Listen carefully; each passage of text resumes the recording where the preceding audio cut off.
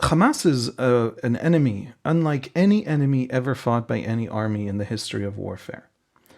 It is in some ways a terror group, a guerrilla terror group that fades away into the civilian population, hides among the civilian population. But there's another sense in which it's a state. It has controlled the government and it has controlled the economy of a particular strip of land for 15 years. And until October 7th, there was nothing Hamas would do that the Israelis could imagine that was worth the cost of tens of thousands of dead civilians. And after October 7th, the Israelis concluded that that was no longer the case and they would have to essentially take on that cost.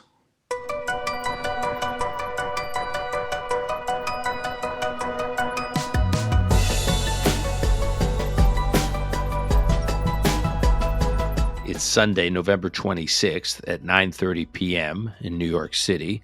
It's 4:30 a.m.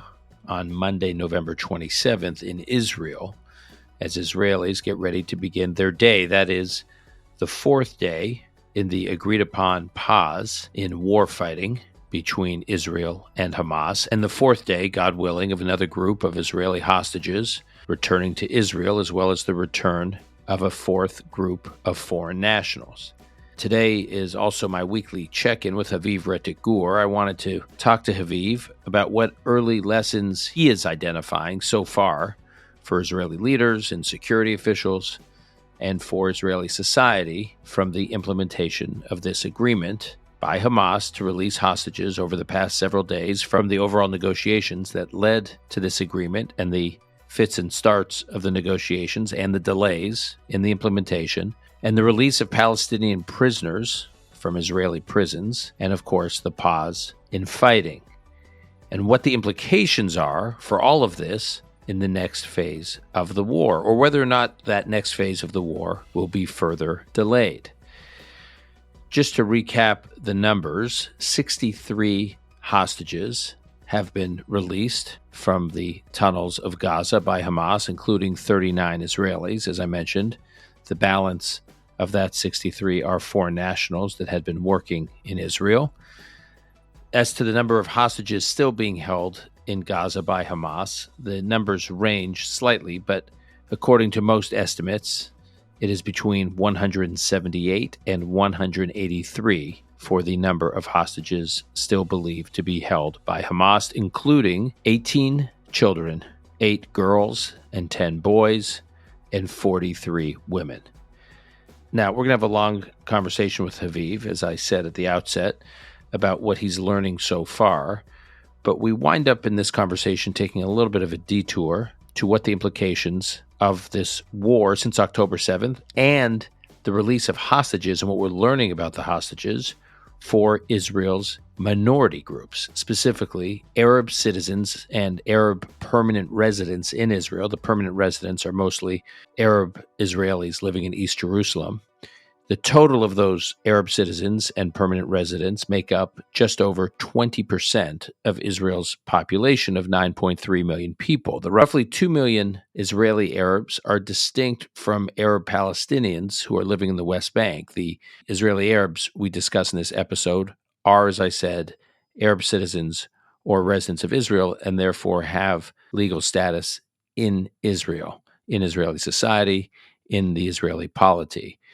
Now, in this discussion, while we talk about what has happened with these communities since October 7th, we don't go into great detail describing the history of these communities. I will say in our book, our new book that Saul Singer and I recently released called The Genius of Israel, The Surprising Resilience of a Divided Nation in a Turbulent World, we dedicate considerable space, a couple of chapters, to talking about minority groups in Israel, including these groups, and we provide a history of some of these groups and provide much more descriptive detail and may be a useful additional resource for you. And before we move to the conversation with Haviv, one housekeeping note. On the evening of Tuesday, December 5th, I'll be having a conversation with my friend Rabbi Angela Bookdahl at Central Synagogue, where we'll be discussing my new book, we'll be discussing the state of Israeli society, and most importantly, we will be discussing what we are learning so far about events in Israel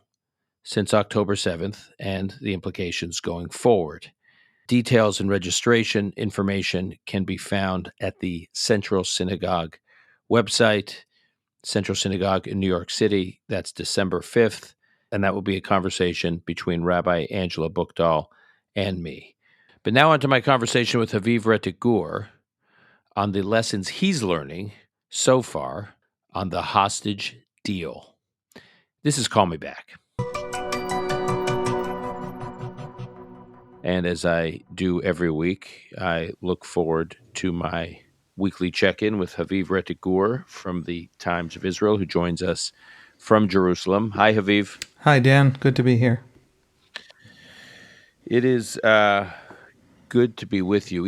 Each week when we touch base, I think the week we're reflecting upon is like no other one could possibly imagine. And yet I just watched these images of the last few days of the hostages returning.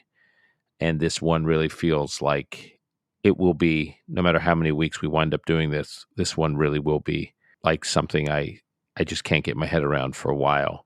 How are you processing things? How are you seeing things over the last few days as Israeli hostages come up from 48 days, 49 days in captivity, held hostage in tunnels underneath Gaza by Hamas, returning to their families, their fellow citizens, to their country? What does it mean to you right now?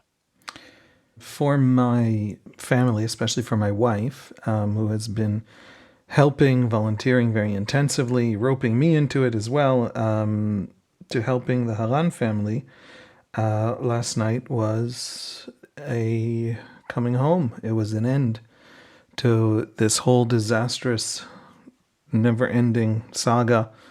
Yahel, 3 years old, Naveh, 8 years old, Noam, 12, they are home. They were brought home yesterday. For a few hours there, Hamas delayed, and we all thought it had fallen through, and there were things that they didn't agree to, and there was all this unclarity, all this sudden last-minute, essentially torture of the Israelis, because that's Hamas. But in the end, they're home, and it's a kind of relaxing of tension that caught us off guard. We were up very, very late last night, following the news very carefully, and we've been just, if people don't know what I'm talking about, we've been volunteering. My wife especially has been doing a lot of work, getting the story of the Haran family of Kibbutz Be'eri out. These kids, her friend Shaked, her sister, and her daughters, and a few other members of the family were taken hostage on October 7th. And so, in a sense, my family wasn't in that massacre, doesn't have people abducted, but because I've been so closely following and tracking, and because my wife has spent just days and days and days and weeks working hard intensively, around the clock, leaving the house to be part of that group of volunteers helping out that family, it feels like a personal connection is now gone, and it's almost easier to breathe now. It's also, as soon as you now, so you've referenced this family from time to time on this podcast without mentioning their name. So these are, just so I'm clear, what's the nature of your guys' relationship with them? Are they friends? Yeah, they're friends. Shaked Haran, the sister of the mother who was abducted, along with the children, is an employee of Lobby 99, which is where my wife works. They, it's essentially a consumer watchdog NGO, and they know each other, and they are close. And my wife has really accompanied the family, setting up for them early on a lot of their media attention, international media attention. She called me and said, I need someone to go on MSNBC real quick, and so I went. She took them to Indian television and German television and CNN, and just built for them that early international campaign, and spent days. It was basically her reserve duty, in a sense. So we've just been very, very deeply involved in it. And by the way, other people in that organization, it's a very small organization. I think they're 12 or 13 employees. And so they're close. And so we were a little bit, we were really deep in the event in that sense, because actual specific humans who we know and interact with were part of that circle of families with hostages in Gaza. So that ended last night. Thank God. And how are they? Has your wife been in touch with them? Yeah. Yeah. I don't, I don't have permission from the, good is the short answer. Yeah. And I don't know that I can say more Okay, than that's that. all I wanted Yeah. to know. Okay. And okay, so you have had this personal connection. So there's sort of like the micro and the macro, the local and the global. So you've had this local, very local connection. And now, just as an Israeli, watching your country reel during these first 50 days from October 7th, and then having like a green shoot of some good news, which is just the images of these people returning.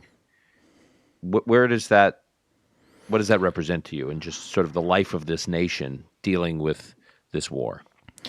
So to step back and be sort of national strategic, 30,000-foot perspective, as much as I can, I think the Israelis, first of all, there's just the simple relief that someone got out. I think most Israelis think that not everyone is going to get out. It's just that's not how Hamas operates. That's not how this war functions. It's just not part of this event. And so we're hoping the kids all get out. We're hoping their mothers all get out. We're hoping not all the Haran family is out, incidentally. The father is still there, is still hostage, because men are not part of the first groups under the deal between that negotiated with Qatar. So there is some relief that some of them are out. Hamas has still kept some of the youngest children, including Kfir, a 10-month-old baby. At the same time that there is this relief, the Israelis understand something that probably is not healthy for Hamas. What got these hostages out is massive, successful military pressure, and nothing else. And it got them out at a cost Israel can tolerate, which is to say not 1,100 to 1 like under the Shalit deal in 2011, not mass murderers. The people coming out, the Israeli prisoners being released at a 3 to 1 formula from Israeli jails are attempted stabbers, attempted killers, not the big, the mass murderers who have been convicted in serious courts and gone through that whole process. It's worth Not the equivalent of Sinwar. I mean, Sinwar got released in the 2011 deal. Exactly. And he was serving at least one life sentence and then went on to become the architect of October 7th. Exactly, and quite a few of the architects and actual executors of October 7th were released in the Shalit deal. And so that can't happen again, a Shalit deal. But this is something very, very different. This is very few, 3 to 1. People who are not Hamas fighters, no men, not people who are going to go back into any kind of systematic terrorism. They might return to attacking. Some individual released now who had attacked might attack again, but there'll be these lone wolf kinds of attacks. And so that's the first thing, right? But the second part is Hamas did this because it was desperate. It did this because the Israeli military has surrounded Gaza City, begun to move in, has been destroying entrances to the tunnels, has been slowly burying Hamas alive under Gaza City. Hamas's great strategy of building those tunnels is being turned into their grave, and Hamas is desperate to rescue what it can from the forces stuck in Gaza City. It begins to understand, it has started to understand that the Israeli presence in Gaza isn't going to be short, isn't going to end the way Hamas decides, and the Israelis are going to be very hard to play games with because they are more concerned with this never happening again than they are with, however, I don't know how many hostages they end up getting out, or, the victory images, which Hamas is always obsessed with, show some image of, that looks bad for the Israelis. The Israelis aren't playing any of those games anymore. And Hamas is beginning to understand that, and that's what drove this desperate need for these few days of quiet, of ceasefire, that allowed us to pull out, so far, 26 Israeli hostages. I think about 15 also foreign citizens, foreign nationals. That's the lesson going forward. Military pressure works. Defense Minister Gallant said that back in the day, and he was right. So, Haviv, I want to stay on that because Minister Gallant apparently, these are according to public reports, you're closer to the story than I am. In the first week of the war, from what I understand, there was some kind of offer put forth to the Israeli government about some release of hostages. It was a much smaller number, I think, and uh, and Gallant was against accepting it. He was like the catalyst for the rejection of the offer because he argued we will get many more after we pound them for a while. Is that your understanding? Well, I think they were playing a game. I mean, it was their understanding as well. I mean, that's what they said. What they released early on. They being who? They Hamas and Islamic Jihad Yeah. as well. Yeah. They wanted to release, two every few days, two hostages every few days, while keeping other family members of those same hostages in Gaza. And they wanted to do that for just as long as Israel agrees to delay the ground incursion, for example. That was part of what they were saying at the very beginning when they released those two grandmothers, but not the husband, right? So they wanted to play this game where they wanted to say, look, we have these hostages. We know you Israelis have this weird weakness with hostages. You gave us 1,100 for Gilad Shalit. What was that about, right? And so we're going to play you. We're going to play you like a fiddle. And Gallant's view, on October 27th, the ground maneuver begins. And the families of the hostages are desperate. Hundreds of families in Israel are desperate to meet with him. And they said, what does this ground incursion mean? Does this mean our families are going to be killed? Is it over? And they meet with him at Army headquarters in Tel Aviv on October 29th. And he said to them, Hamas is playing us. And it's playing on these painful points. And it knows how to play those painful points. It has been studying us in that regard for a long time. The only way to get these hostages out in any serious numbers, in any certain way, the only way to turn this game into a real exchange is massive military pressure on Hamas. Now, we need this massive military pressure to remove the actual threat. This war has to happen. But I'm telling you, families, we're not sacrificing your family members in exchange for the war. The war that has to happen anyway is also what's going to get your family members out, because nothing else is going to do so, except letting Hamas off the hook, which isn't an option, because then in the next operation Hamas plans 4 years from now, it's going to again do nothing but try to kidnap hundreds more. And so to save those future potential hostages, we have to adopt a strategy that's very aggressive now.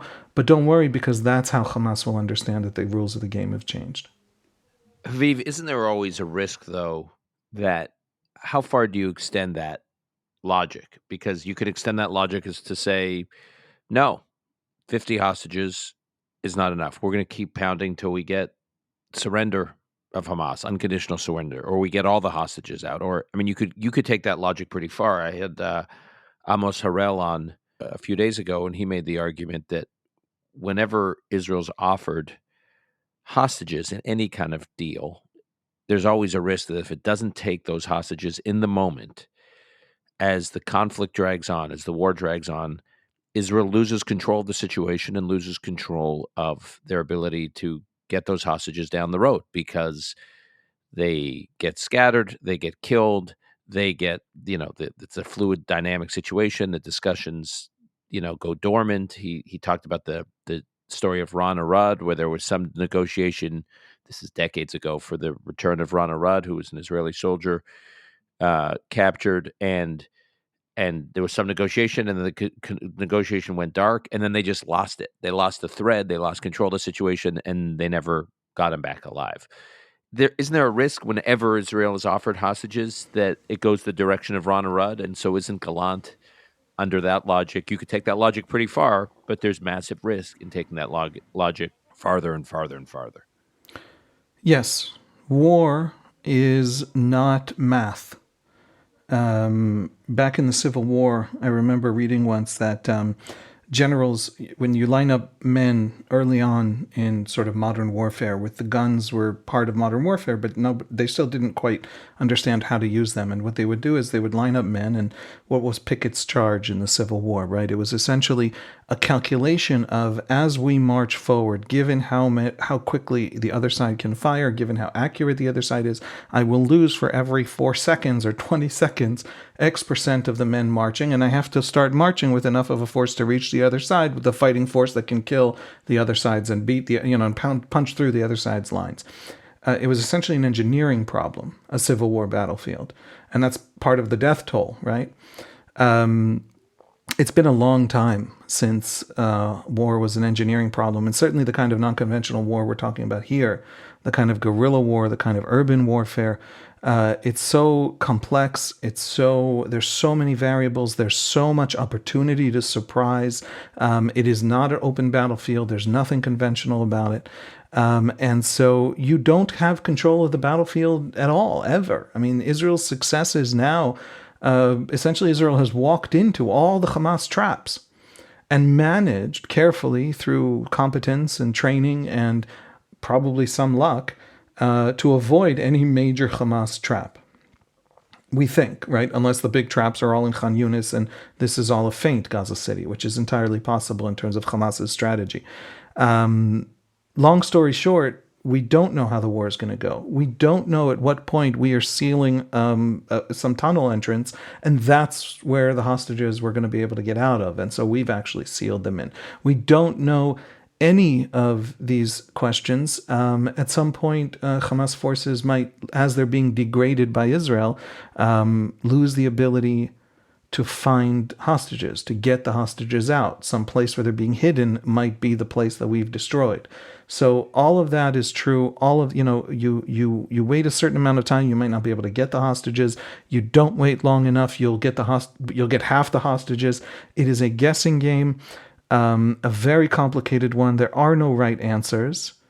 My view is we got some out, we celebrate it. We can try and get more out. We will always try and get more out. There'll always be an ability for Hamas to buy a little more time with hostages. What we're not going to do is allow Hamas to survive. They're not going to buy their survival with these hostages. That's simply not something Israel can afford. Haviv, I just want to stay on this point for a moment. When you say that this war cannot be done effectively until Hamas is gone, not a fraction of Hamas surviving, not a derivative of Hamas surviving, but any remnant version or future version of Hamas cannot be on Israel's southern border when this war ends. Because when I talk to folks here in the West, I just don't think many people don't fully appreciate that hundreds of thousands of Israelis have had to evacuate their homes in the south. And these are people who are living a kilometer or a couple of kilometers from the Gaza border.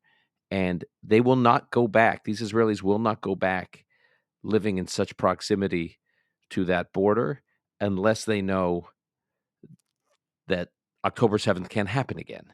And so when I say this to people, they say, oh, well, they can move to other parts of Israel. But again, this is something that I find that people in the West don't entirely appreciate, that if Israelis can't live in some parts of Israel, they can't live in any part of Israel. It's not just about, if they don't live in Sderot, they'll move up to Beersheba, and then the folks who are already in Beersheba, if it gets too crowded, they can move up to Tel Aviv. And so the whole country can just kind of start moving north, migrating north, and we'll have this buffer. That if Israelis feel insecure in any part of Israel, they will kind of feel insecure in all of Israel. I think that's right. In other words, when the Israelis say Hamas can't survive because it's a threat, they mean Hamas can't survive because it is an intolerable threat. But I also think that it's a little bit complicated. Let's see if I can try and lay this out. What does Israel see in Hamas? What is the actual challenge of Hamas? And what is the challenge of the war in Gaza? Incidentally, how do Israelis see the civilian death toll in Gaza that everyone else is seeing? It's not something that we are avoiding. I mean, you can't physically avoid it. You can't log into social media and avoid it, right? how do we understand it? And I think it all connects. What is the threat of Hamas? How do we understand the war in Gaza? What lens are we looking at the Gazan civilian death toll, the horrific civilian death toll in Gaza? How do we understand it? I think that basically I'll put it like this. And this is drawing from one of my teachers, a historian named Alex Jacobson at Hebrew University, who points out that Hamas is an enemy, unlike any enemy ever fought by any army in the history of warfare. It's similar to many enemies, but this particular combination of characteristics is unique. It is in some ways a terror group, a guerrilla terror group that fades away into the civilian population, hides among the civilian population.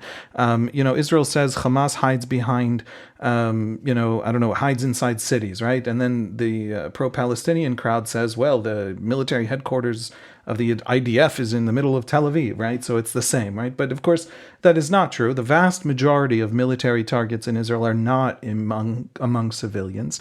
Most standing armies, all standing armies, the vast majority of their military targets are not among civilians, whereas with Hamas, 100% of its targets are civilian targets. In other words, every single rocket launcher is next to a hospital or a school or a home or a mosque. Every single tunnel entrance is inside a residential building. Every single installation, every single thing. There is nothing Hamas that is out in a field outside of Gaza City. Everything is in a built-up residential area where civilians live. So in that sense, it's a terror group. But there's another sense in which it's a state. It has controlled the government and it has controlled the economy of a particular strip of land for 15 years, for 2007, so slightly more than 17 years. It has controlled the entire economy. It has been funded and trained to have real sustained military forces by Iran, by Qatar. It has absorbed billions in international aid, which it has simply robbed blind. I mean, everybody knows this now. Israelis were saying it for a long time. Now everybody knows it. But it has taken in massive amounts of cement that it used to build these massive tunnel networks on the scale of a small city. And it did that because it has these features of a state. And so it is and one final feature that is unique. It's a tiny strip of land that it controlled as this kind of city-state, which is not true, for example, of ISIS. We make the comparison of the American-led coalition in Mosul in 2016, where Mosul was essentially flattened and 11,000 civilians were killed by a conservative estimate. There are estimates by British intelligence, for example, that maybe up to 40,000 civilians were killed over 9 months of fighting, massive bombardment. As the Americans came in, they were the envelope, the air, the intelligence, the commandos, but the ground forces were either Kurdish Peshmerga or Iraqi army. And they moved in and they... Iraqi security forces. Right, yeah. And they systematically pushed ISIS out of that city. Now, ISIS had been entrenched in that city. They had dug a few tunnels, a few bunkers, nothing remotely. With ISIS, huge amounts of ISIS activities had to happen above ground. And the Americans could sit there quietly and calmly with satellites and drones and wait for an ISIS fighter to pop up out of the ground and then take them out.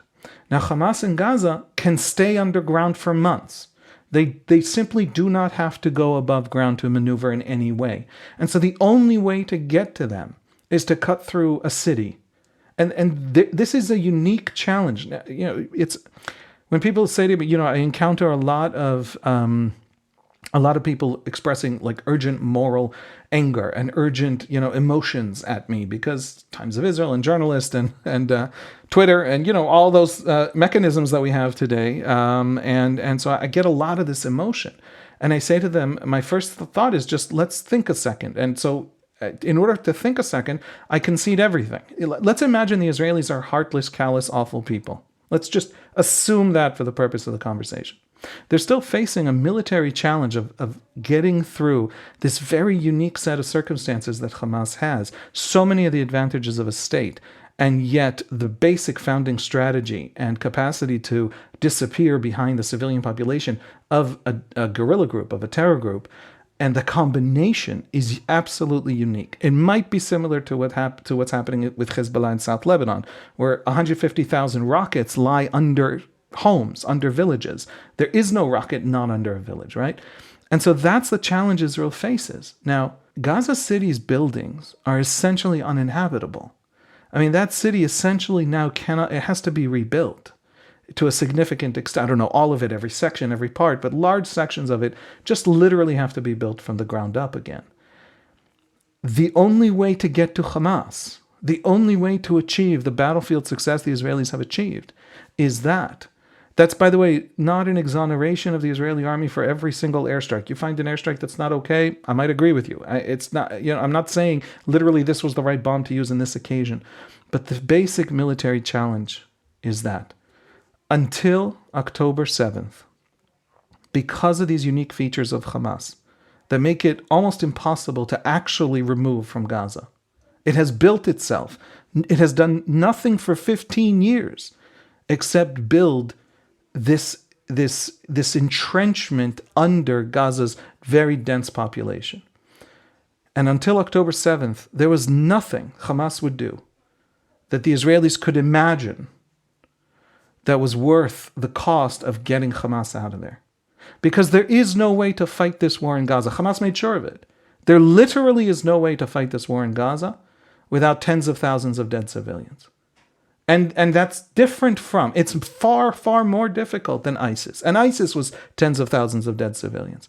And this is 10 times harder. They've had 15 years and an infinite supply of cement and billions in aid, and everything of the Gazan economy turned to that task for a decade and a half. And so the Israeli army until October 7th could not imagine undertaking the task of actually destroying Hamas. It wasn't worth the cost. It wasn't worth the cost to Gazans, and therefore the knock-on cost to Israel, internationally, diplomatically, etc. After October 7th, and after the understanding that this is Hamas, and that Hamas are undeterrable, because they thought they were safe, because they thought we wouldn't come after them into Gaza, because they thought that civilian death toll, which they have built all of Gaza's infrastructure to ensure that death toll, protected them. And after October 7th, the Israelis concluded that that was no longer the case, and they would have to essentially take on that cost for the Gazans and for the Israelis. So the challenge, what Hamas became on October 7th, and it had been doing it for years, that's what the rockets were. Terror groups don't control strategic weapons like rockets. That's unique to terror groups that control territory, that control city-states, to this new version of terror groups that Iran has started constructing in the Middle East, of which Hamas is the most advanced, but there's also advanced in terms of controlling the territory. There's also Hezbollah in Lebanon, the Houthis in Yemen are starting to do this. You have this terror group that buries itself under civilian population and has these strategic weapons and becomes a strategic threat and thinks that it's protected by those civilians. So, those Israelis who cannot live on that border, Hamas has made itself a threat. The very idea that you think across the border that you could be safe to threaten us strategically because you're hiding behind civilians to that extent and forcing us to go through the civilians to get to you, that premise has to be destroyed. That premise. Now, the Israelis need to make sure that every attack is justified. They need to make sure that they know what's happening. They can't flatten a city for no reason. The reason Mosul is a useful analogy, is that the Americans were unbelievably careful and still managed to flatten a city. They were unbelievably careful. But every time they struck one little building very carefully with very specific and very targeted and precise weaponry, to get that one cell that was called in from the ground forces that was shooting at the ground forces, that cell relocated. And so they had to shoot at the next building. And then that cell again moved. And then they shot at the next building. And so they ended up destroying an entire neighborhood, chasing 150 soldiers who were shooting at the ground forces. But the whole neighborhood was flattened with extremely precise weapons. And so the example of Mosul just is a way of understanding how difficult it is to do when you're desperately trying to be precise. And the Americans bombed hospitals, and the Americans did, all the things that, right? But the intensity of the death toll is a feature of Gaza. Incidentally, it might be a feature of South Lebanon if that war goes north, because Hezbollah has the same strategy. So those Israelis have to be safe, and if they have to be safe, the only way for them to be safe is to make hiding behind civilians militarily not useful, which means we still have to get Hamas out of Gaza, even at that cost. Haviv, in talking about Mosul, you just reminded me of something that you've referenced in a conversation with me. I think I'm trying to remember where I heard you talking about it, but I've been thinking about it in recent days, so I just want to bring it up. You pointed out that the internet in Mosul, because we're talking about Mosul right now, so I just want to put a pin in this. In Mosul, in the U.S. operation against, and the Iraqi security forces in the Peshmerga operation against ISIS in Mosul, ISIS was, like Hamas is today, using medical facilities, hospitals, as infrastructural human shields, effectively, and international human rights groups like Human Rights Watch or Amnesty International had put out reports saying this is in violation of the Geneva Conventions. What ISIS is doing by using hospitals as cover for command centers, for storing munitions, for whatever, makes it a legitimate target now in the context of war. They've lost the protection afforded to medical facilities under the Geneva Conventions. And I think you cited that there were reports from the international human rights groups pointing that out in Mosul, and those same human rights groups today on what's happening in Gaza are silent. Do I have that right in terms of you having referenced this? Unfortunately, they're not silent. They're arguing that it is not legitimate, that it is not okay to target hospitals if they're used as active, not military installations in the sense that soldiers are being cared for there who are wounded, but active military installations in the sense of their platforms for firing rockets, right? They're places that active fighting forces are organizing in, things like that. The human rights world is a group of lawyers. I'm going to give them the benefit of the doubt and say they're deeply well-meaning. Everything we just talked about until now, they don't understand. In other words, if you want to craft the actual laws of war, the actual laws of armed conflict, the actual Geneva Conventions, were put together by people who tried to think as a soldier, who tried to say, one second, if I make it illegal to win a war, nobody's going to follow these rules. So I have to make war legal, and I have to make winning a war legal. Doing what it takes to win a war has to be legal. If I want to reduce the horrific costs of war, it has to be possible to fight a war under these rules. And what you have today is not that impulse. It's not that interest in the general's problem, because you must solve the general's problem. If you were to come to Human Rights Watch, right, or there was some, better version of Human Rights Watch, and you would come to it, right, and the Israelis would come to it and just say, look, I have this problem of Hamas. It's been digging under Gaza for 15 years. After October 7th, I can no longer afford for it to exist on my border. I'm going to destroy Hamas. That's the given. I'm going to destroy Hamas. Please help me do it gentler. But not at the cost of destroying Hamas, because then, you're out of the room. If this Israeli government doesn't destroy Hamas, they'll be kicked out and somebody will be elected who will destroy Hamas. In other words, it doesn't even matter if you think that destroying Hamas is impossible under some laws of war you've decided are the laws of war. If you don't let me win this war, I will not obey your rules. But I do want to think of myself. I do want to know that I'm doing what needs to be done to be moral. I don't want to commit crimes of war, by which I mean I don't want to do more damage than is necessary. So tell me how to do that. The answer you get today from these organizations is, I don't have to tell you how to do that. I just have to tell you that there's no possible reason in human history or in logic or that this particular family that we read about in the news report from Gaza that was killed in an Israeli airstrike should have been killed. That's just insane. The heart refuses to believe. And if you don't grasp what we're feeling about this dead family with these dead children, you're the monster. You're the callous monster. And when I put out the report, I'm going to write it in all these legal ways. I'm going to use legal language. But what I'm not going to try to do, and what Human Rights Watch doesn't try to do, is actually solve your military problem. in ways that reduce the costs. So they're no longer accessible. Like the international law, as it is actually used, as it is actually advanced by these sort of self-proclaimed, moral advocates, moral judges of all human activity, no longer helps me. I remember being a young soldier on the Lebanese border looking at South Lebanon, and I had just read something about international law. And there I am, I don't know, 19 maybe, and I see the villages of Hezbollah. And I know that under those villages are, at the time, tens of thousands of rockets. And I know that the war that Hezbollah is planning, I know that it will destroy those villages. Where's international law?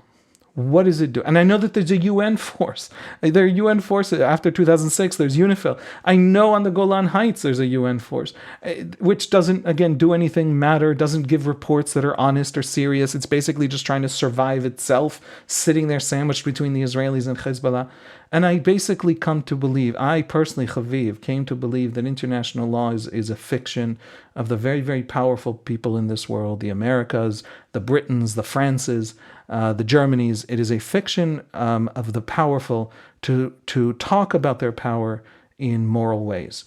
The Americans, after World War II, suddenly found themselves as this immense superpower.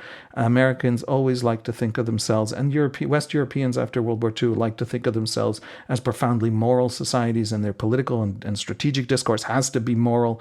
And so international law is a way for them to say that their power is a moral thing, rather than just immense power.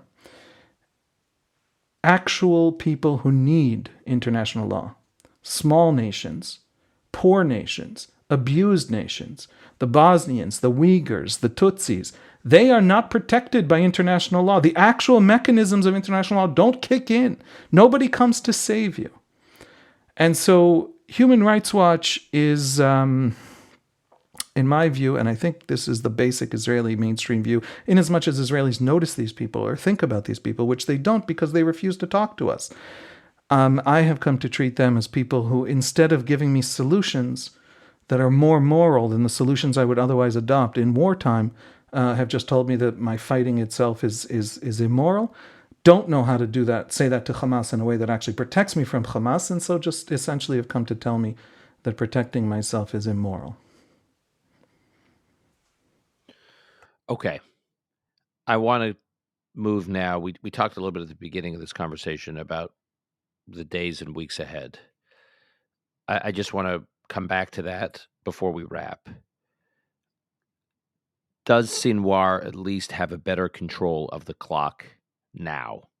He didn't have control of the clock at the beginning for the reasons you articulated at the beginning, because Israel said, we're going in hard, and we are going to delay conversations about hostage exchanges until we start unleashing the full force or some version of the full force of Israeli military might on Hamas. Now, the psychology of the images of hostages returning is like a new chapter. Israelis basically, other than that first week when those fewer than 5 hostages were returned, Israelis have not really experienced what it's experienced over the last few days. It's like, if this is a story, it's like a new act in the story. It's a plot twist. I'm not trying to trivialize it, but it's a whole new dynamic. I've just been following the press coverage inside Israel. The press coverage inside Israel has just changed, understandably so dramatically, in the last few days.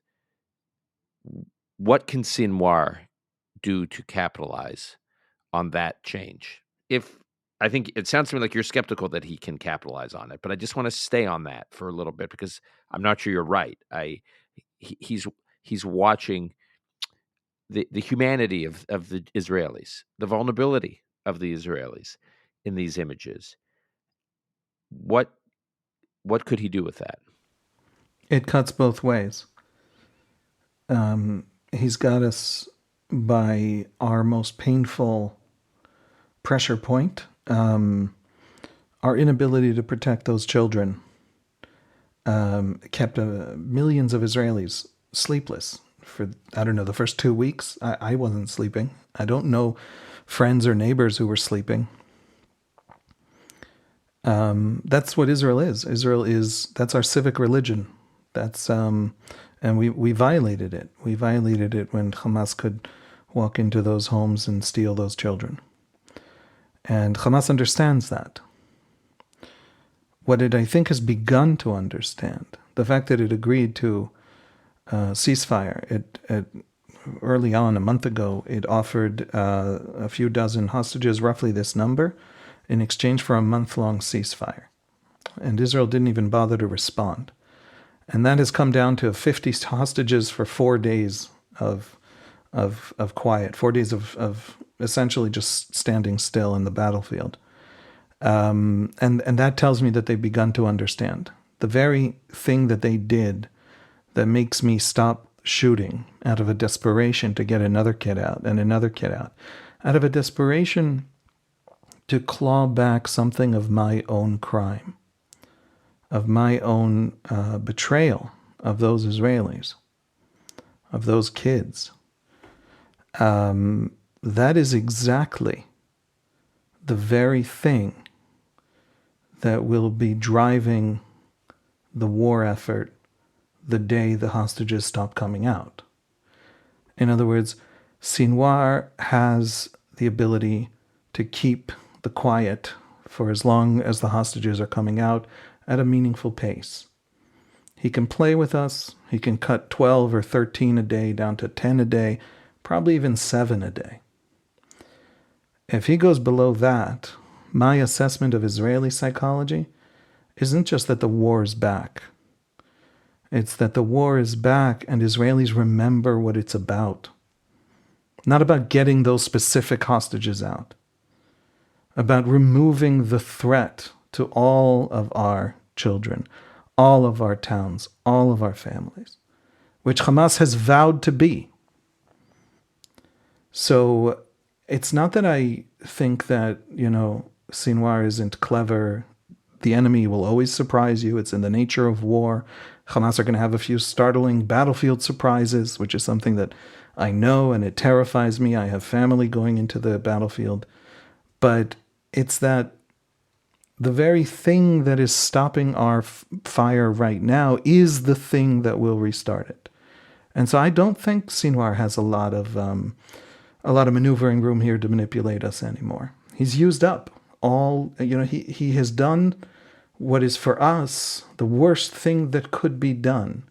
And that's very liberating, to already be after the worst thing that could happen.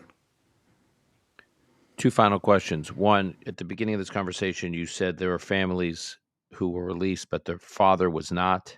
That was because part of the deal was that men would not be released. The focus was on children and women. But isn't part of the dynamic also is that they want to keep, to the extent Hamas wants to keep families split, so that when Israeli families return to Israel, they still live in fear and are somewhat restrained because they know they have an immediate loved one still in captivity? Yeah, that has always been Hamas's strategy from the beginning. It was, by the way, an Israeli demand. All the children come out with their mothers, the mothers with the children. There is no other alternative. One of the child hostages that came out last night came out without her mother. And Hamas said to the Israelis, we can't find the mother. And so we want you to know we're sticking to the deal, but we literally just can't find the mother. But instead of the little girl, we'll let out a couple of the older women, a couple of the grandmothers, and then the little girl stays with the mother. But we have the girl, we don't have the mother, we don't know where the mother is. And Israel said, no, let the little girl out. So that was an exception. But the very fact that back and forth took place, which has been reported in Israeli media, tells me that for Israel, that's make or break. In other words, you will not let out kids without a mother. You will not let a mother out and leave her kids behind. That is not part of this game. And so you've seen, for example, on the first day, they were all from Kibbutz Nir Oz, because they were all these family groups. And last night they were all from Kibbutz Be'eri. And so that's an Israeli condition. But the men are excluded from that equation. And so, yes, Hamas has tried their best to keep as many families as possible tethered to the crisis, to keep them as a pressure group on the Israeli government, because it is convinced that if there is a successful, campaign by these families, that's going to limit the Israeli war effort. And they don't yet grasp, once more, that it's also validating the Israeli war effort in the Israeli discourse. And when you say that it's validating the Israeli war effort in the Israeli discourse, this is from left to right. In other words, if you look at the Israeli political spectrum represented by some political parties on the most extreme right, some of which are populating this government, but all the way to the left to, Merav Michali, who's the leader of the Labor Party, who would never in a million years have anything to agree with this government. As it relates to the war being waged and how it's being waged, there's more or less a consensus, a political consensus we really haven't seen. I don't know the last time I've seen this kind of... Ever. I have no memory. I've never read about such a moment in Israeli history. It reaches leftward all the way into progressive anti-occupation activists who have been writing over the last 6 weeks things like Hamas is the Palestinian rhetoric that defeated and destroyed the Israeli left. Hamas is, they want to blame Israel. They think the Israeli occupation, Israeli heartlessness is at the heart of the whole thing. And if you solved Israel, you would solve everything. And yet they say, here is Hamas validating to this is the far Israeli left, validating to the Israeli meaning if you solve the Palestinian problem, you solve everything. No, meaning the Israeli occupation is not a security need. The military regime in the West Bank is not a security need. It is because Israel is in thrall to its extreme right, whatever settler movement. And these are people who believe that Israel is the agent here, has agency. The Palestinians are simply and very, abused by basically a colonizing power. They don't think of Tel Aviv as colonizing. They are Israelis, basically sort of mainstream Israelis, but on the far left edge of that Israeli mainstream. So they do think that in the West Bank it's exactly that, and the occupation has to end. They have been writing over the last 6 weeks. We destroy Hamas, then we can end the occupation much more easily and quickly, because the moral calculus in Gaza is Hamas can't be allowed to exist. The existence of Hamas makes us a fringe movement in Israel, because Israelis think, left-wing Israelis who want a Palestinian state in theory, absolutely convinced that any inch of territory they withdraw from will be filled by Hamas and will bring on them more October 7th. And so, yes, this is an agreement when it comes to Hamas. If you isolate out this question of Hamas from the larger Israeli-Palestinian conflict, if you do that, you have 90+% of Israelis. Yeah, incidentally, huge numbers of Israeli Arabs, surprising numbers of Israeli Arabs.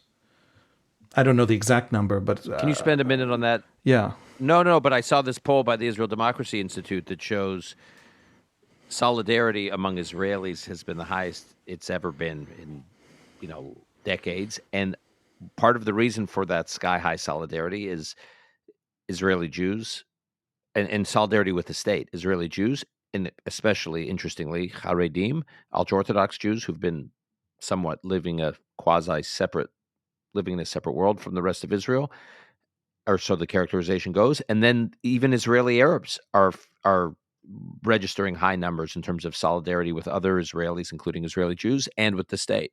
The IDI poll asked 4 possibilities: releasing all the hostages, restoring deterrence, distancing Gaza residents by creating a buffer zone on the border, and toppling Hamas. These are 4 potential war goals that the IDI poll, the Israel Democracy Institute poll, asked Israelis, Arabs and Jews, and it found 94% of Jews, 94% of Jews prioritize as extremely important toppling Hamas, and 29% of Arabs. 1/3 of Arab Israelis want toppling Hamas to be a major priority. Releasing the hostages for the Jews is also 93%. Among Arabs, it's 66%. It's important to remember there are Arab Muslim hostages. There are Arab Muslims murdered. There is a Bedouin Muslim battalion in the IDF that put out a music video as it boarded a helicopter to head to Gaza, talking up to Hamas and telling Hamas we're coming to take revenge against Hamas for massacring Bedouin Muslims during the October 7th massacre. Restoring deterrence as a war goal, 90% of Jews, 61% of Israeli Arabs. Restoring deterrence against Hamas, 61% of Israeli Arabs. And support even for the buffer zone is 1 in 4 among Israeli Arabs. So now Israeli Arabs who don't support those things as a priority of the war, that doesn't mean they don't want those things. In other words, that doesn't mean they don't want hostages released, want deterrence, want safety, want Hamas gone. And they just don't think that maybe it justifies the death toll in Gaza, which they're, of course, seeing in Arabic all over their media and television, etc. There is a level of calm, a level of unity, a level of acceptance of each other. We've seen, I think there were 5 or 6 killed in the war, Israeli soldiers killed from the Druze community, and that has launched among the Druze a new online campaign for changing the nation-state law, which a lot of the Druze minority of Israel saw as a law that excluded them or marginalized them, that was passed back in 2018, and a startling number of Jews jumping in and saying, yeah, you're right. What were we doing? The old politics, that old populism.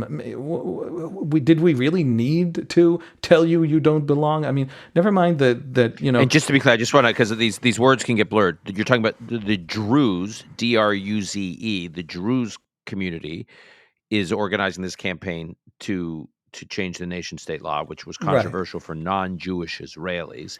And you're saying that now even Jewish Israelis are agreeing with the Druze on this point. Right. And, the defenders of the nation-state law, the people who advanced it, thought that they were advancing something that would change how the Supreme Court would rule on certain questions and certain issues. But it is a law that defines Israel as the nation-state of the Jewish people, which in itself is not unique and not strange. But the right wing, as it crafted this law, resisted putting in also an explicit statement of equality for minorities, not because a lot of these right-wingers who voted for it don't believe in equality for minorities. They do and have advanced, anti-prejudice legislation and various things, but they didn't think it needed to be a constitutional part of the law defining Israel as the Jewish people. This is an old debate. I've written about it a lot. The entire country was aflame debating and discussing all of this. But the point is that the debate was dead. The debate was gone. And now the Druze are saying, hey, you notice whose side of the war we're on, right? You notice that when the tribes of the Middle East start shooting, we're with you Jews. Why don't we feel like you grasp that? Why don't we feel like you accept us? My feeling is that if we, the Jewish majority of Israel, can't get the Druze to believe that we see them and treat them as equals, well, that's a gap that we have to. I mean, that's on us. That is not, they're among the Palestinian Arab Muslim minority of Israel. There is a faction, probably a quarter, maybe up to 40%, different polls say different things, who think of themselves primarily as Palestinian nationalists. And there's this huge ethnic and nationalist conflict, and there's all this politics, and there's a lot of populists on both sides. And I'm trying hard not to get into it, even though I do have opinions on it and have written about it. It's just not relevant to this conversation. I'm not avoiding the issue, I promise. I just don't want it right here, right now. But with the Druze, they are such utterly loyal Israelis. They are generals in the IDF. They are people with much higher security clearance than I have from the Druze community, that the whole idea that their fate is so utterly intertwined with ours, and their young men and women are serving and dying alongside ours, and the idea that we are not utterly, totally, not just equality, but equity, as the progressives say, not just equity, but the feeling and experience of belonging, is not something that is theirs, tells me that even if I have some criticism of the Arab leadership of the Arab community in this way or another, I'm failing. I am failing at this, and I need to do better. And so that is a conversation on prejudice and on marginalization and on minorities that has begun to be sparked in this war out of solidarity, out of that wartime solidarity of the Jews. That is a sign of unity. That is a sign of listening in a way that we weren't listening before. That is a sign that our politics have shifted in some very deep ways. And so we're seeing Arab, Muslim, Israelis whose primary, these are people with layered identities because they are living between these two worlds, Israeli and Arab and Jewish and Palestinian and Muslim and all these different worlds that they interact with. And so they have these layered identities. They see themselves as Palestinians. They feel more connected than ever before. The overall level of connection to the state from the poll you referenced is something like 72% say they identify with Israel. That is immense for our Arab minority. It's a wonderful thing. It's the highest ever. It has to be something that advances going forward. It can't just be because Hamas on October 7th looked super like ISIS, and so these people got scared of Hamas, right? It has to be something that we know how to carry forward and advance and make sure it sticks. So yes, this is a moment of unity, and it's also a challenge to us, Jewish Israel. And I hope, I know, I certainly will try to do my part that we meet that challenge. Haviv, we'll include these polls we're referencing in the show notes because I think it's an extremely important topic and one I couldn't have anticipated Israel dealing with on October 6th. And then here we are. It just opens my eyes in ways that are very powerful. Saul and I wrote a little bit about these trends in the Arab community in our new book, but even this is at a whole other level than we could have anticipated. We will leave it there, Haviv. Thank you, as always. And I will check in with you again in a week, and then, God willing, in person soon after that. Until then, may we continue to get more news like we've gotten over the last few days of Israelis returning home safely, and hope you and your family stay safe. Thank you, Dan.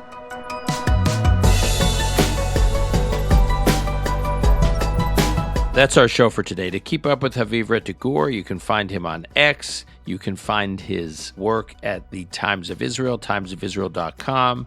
We cite some polling data on minority groups in Israel and their attitudes towards solidarity with the Israeli people, with the state of Israel, which we will post in the show notes. Call Me Back is produced by Alon Benatar. Until next time, I'm your host, Dan Senor.